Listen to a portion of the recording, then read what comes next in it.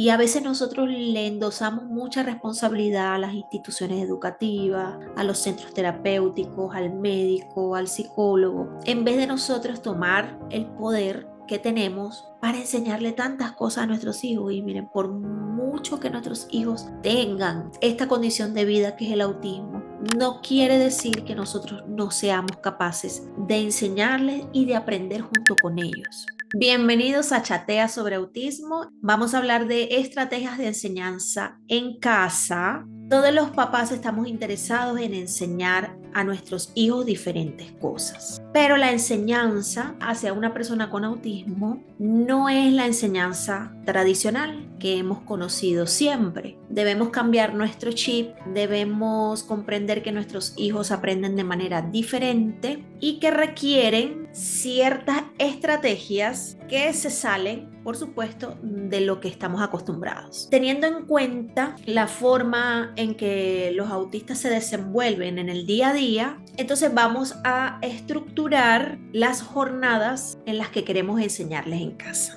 ¿Cómo lo vamos a hacer? Bueno, en primer lugar, lo que te recomiendo es que planifiques, pero no cualquier planificación. Es una planificación basada en objetivos. Tú te vas a plantear unos objetivos específicos que quieras que tu hijo logre. Por supuesto que esto va a variar de una persona a otra y tú tendrás que ver cuáles son las necesidades, los intereses y lo que más le convenga a tu hijo y a la familia que él aprenda. Por lo general nos enfocamos en 3 áreas: la cognitiva, la sociocomunicativa y la de autonomía. Son, digamos, como las áreas más importantes. En el caso del área cognitiva, no es que en casa no la vayamos a desarrollar, pero es cierto que en las escuelas abordan la parte cognitiva todos los días. Es decir, en la escuela es la que está más interesada en poner manos a la obra en desarrollar todo lo que es el aspecto cognitivo del aprendizaje en tu hijo.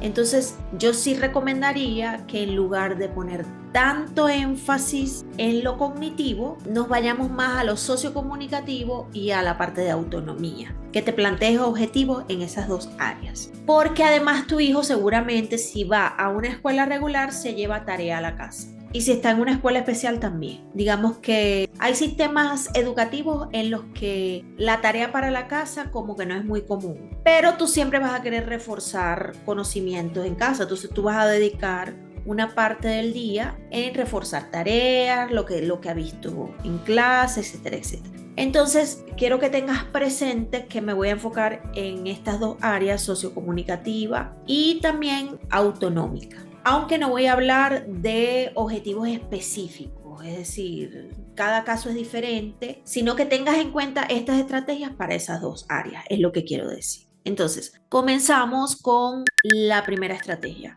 La primera estrategia que te voy a recomendar es la anticipación. La anticipación es fundamental para las personas autistas. ¿Por qué? Porque les da dirección, orientación y guía acerca de lo que va a ocurrir.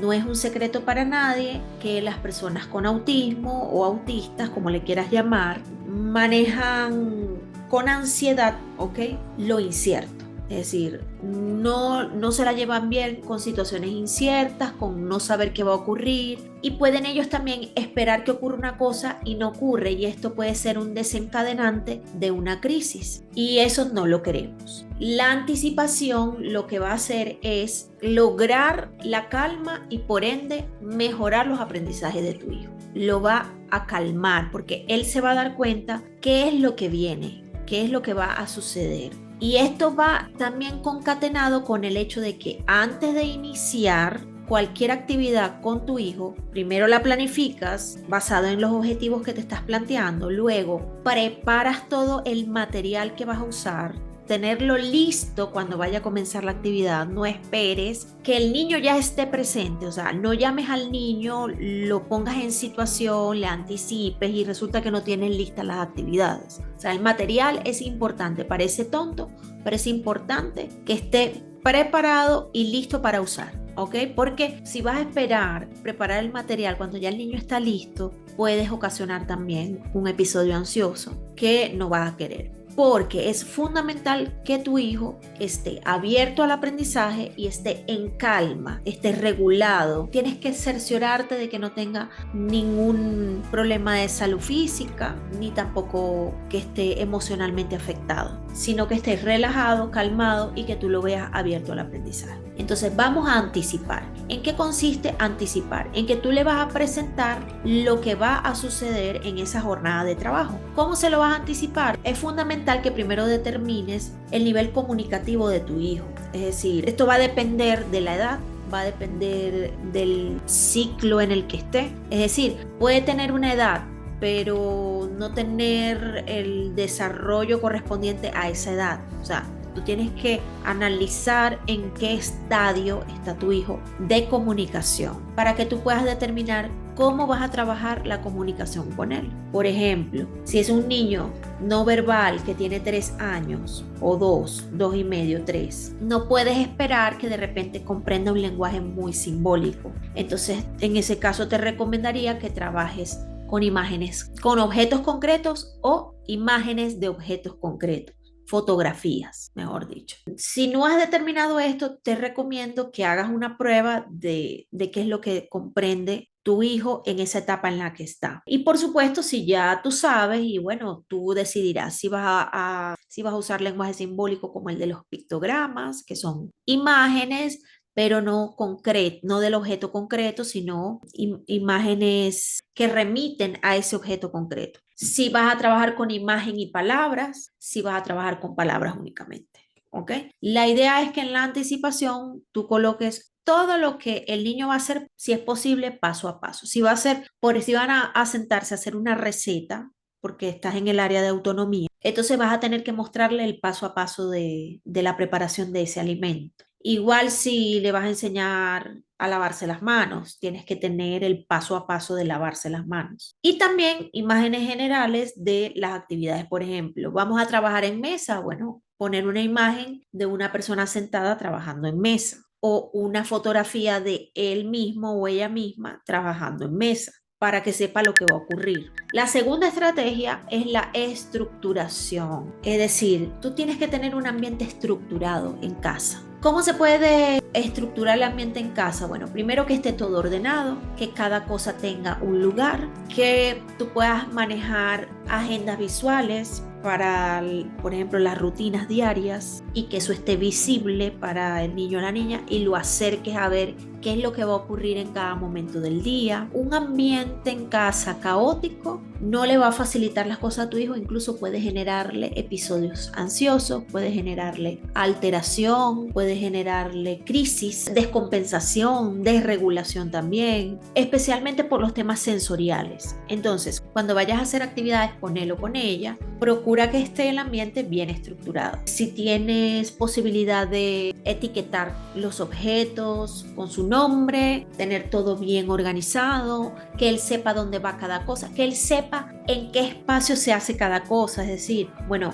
en este espacio es el lugar donde comemos, entonces este es el comedor y que esté identificado también con su imagen. Aquí es el lugar donde yo consumo mis alimentos junto con mi familia. Si no es que un día va a comer en el cuarto, otro día va a comer en la sala, y cuando sea el momento de hacer actividades donde le vas a enseñar algo, pues cerciorarte de que esa estructura está allí. La estructura también tiene que ver con que el niño sepa lo que se espera de él. Por ejemplo, volvemos al ejemplo del comedor, es decir, en el comedor se tiene cierto comportamiento.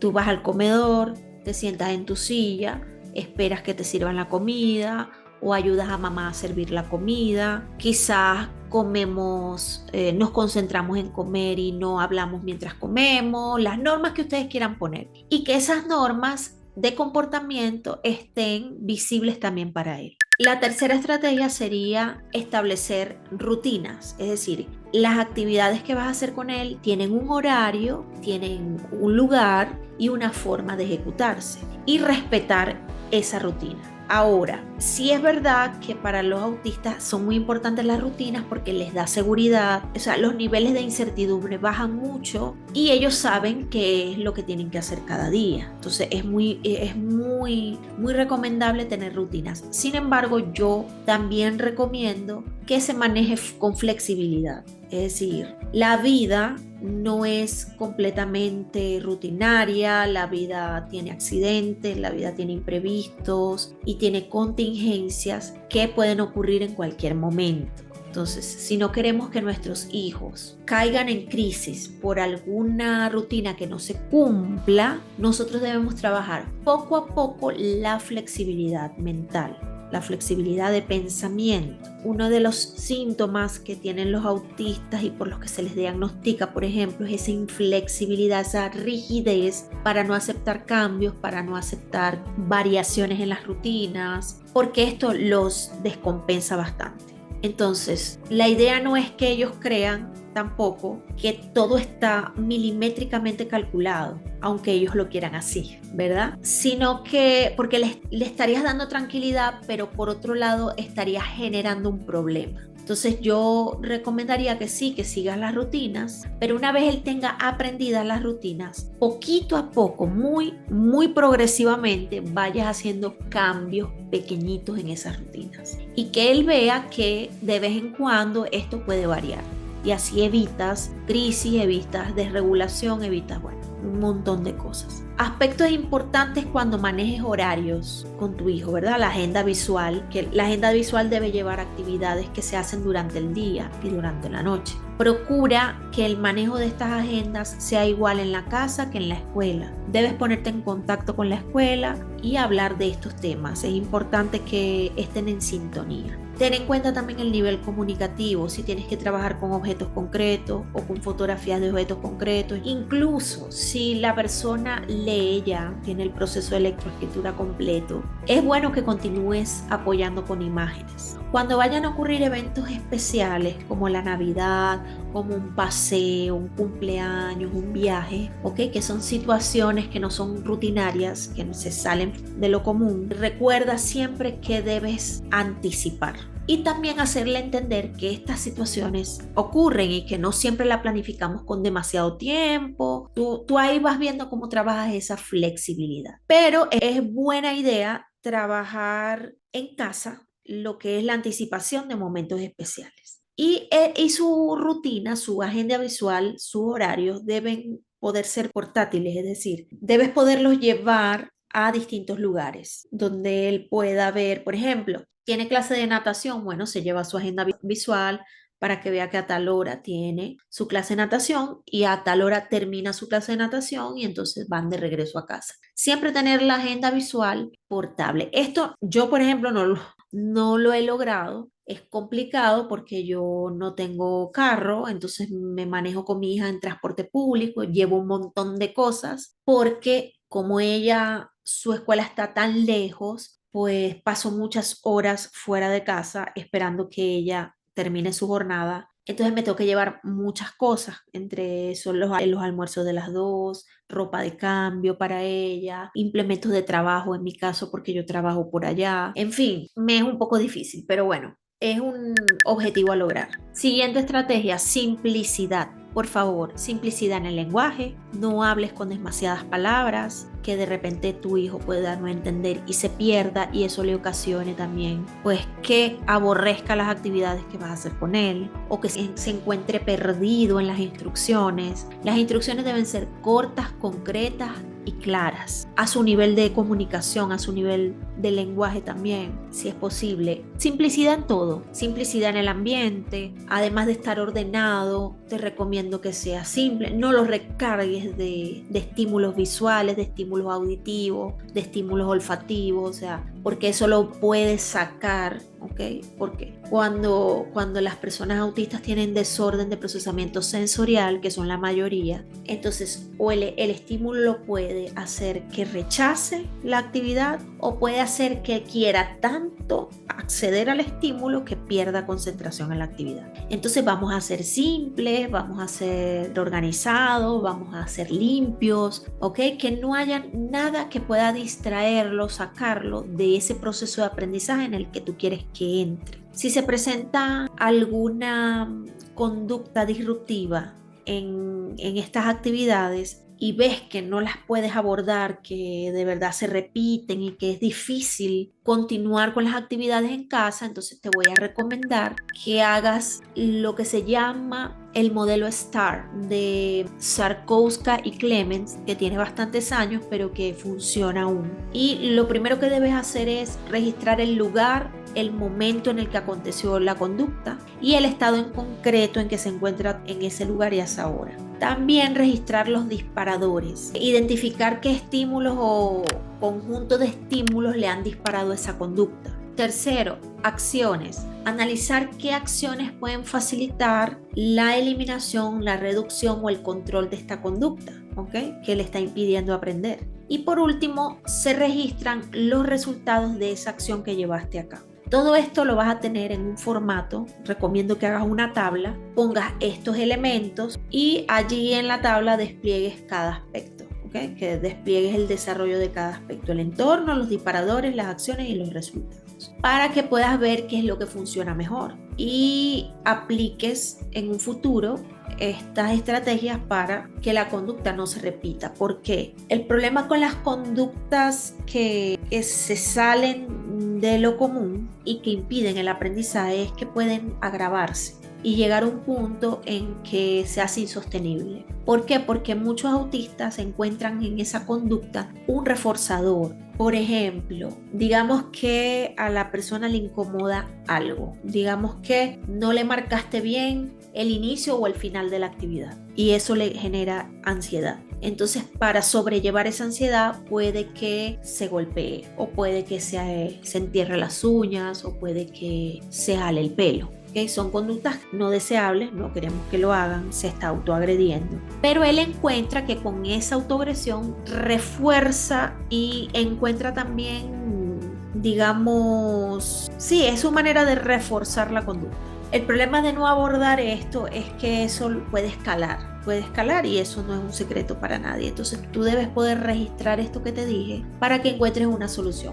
Evidentemente, esto recomiendo siempre que se haga en compañía de los docentes, asesorado por un psicólogo, por los terapeutas, por todo el equipo de profesionales que acompaña a tu hijo. No lo hagas sola, o sea, es decir, nosotros por muy mamás que seamos, hay cosas que no sabemos abordar bien. Y debemos recurrir a los profesionales que saben más de esto para que nos den recomendaciones. Pero tú sí puedes hacer este registro en el que no pierdes nada. Incluso con este registro tú puedes ir hacia los profesionales y mostrarles lo que está sucediendo y lo que tú llenaste en la tabla y ellos trabajar en base a esa información que vale oro. Y bueno, hasta aquí este episodio. Espero que ciertamente haya sido útil para tu día a día. Por favor, déjanos en comentarios qué haces tú en casa con tu hijo, cómo trabajas con él, si trabajas con él en casa o no. Es recomendable que siempre tengas este tipo de actividades con tu hijo, porque la verdad es que las cosas más importantes se aprenden en el hogar. Y a veces nosotros le endosamos mucha responsabilidad a las instituciones educativas, a los centros terapéuticos, al médico, al psicólogo, en vez de nosotros tomar el poder que tenemos para enseñarle tantas cosas a nuestros hijos. Y miren, por mucho que nuestros hijos tengan esta condición de vida que es el autismo, no quiere decir que nosotros no seamos capaces de enseñarles y de aprender junto con ellos, porque nosotros también aprendemos un montón. Aprendemos de la forma en la que ellos aprenden, aprendemos la forma en que ellos interactúan, aprendemos sus gustos, aprendemos sus intereses, cómo es más fácil que logren autonomía, cómo es más fácil que se comuniquen, qué tipo de sistema les gusta más o con el que aprenden mejor, en fin, la riqueza que te puede dar tener actividades con tu hijo en casa, además de que evita que él caiga en un ocio excesivo, que sabemos que la desocupación y el ocio excesivo en una persona con autismo puede desencadenar un millón de cosas. No es que vas a tener a tu hijo de principio a fin del día ocupado, porque esto tampoco es recomendable, lo puedes sobrecargar, pero sí tener espacios de aprendizaje con él. Ten en cuenta que también es bueno que sea un aprendizaje divertido, que escojas actividades e implementos que lo motiven a él, que le interesen, que puedan llamar su atención y que lo hagan predisponerse positivamente al aprendizaje. Entonces, bueno, espero que nos des tu opinión, que interactúes con nosotros, compartas el video si te es útil y ya sabes, la inclusión comienza con el conocimiento, así que a leer, a investigar y bueno, nos vemos en un próximo episodio. Chao.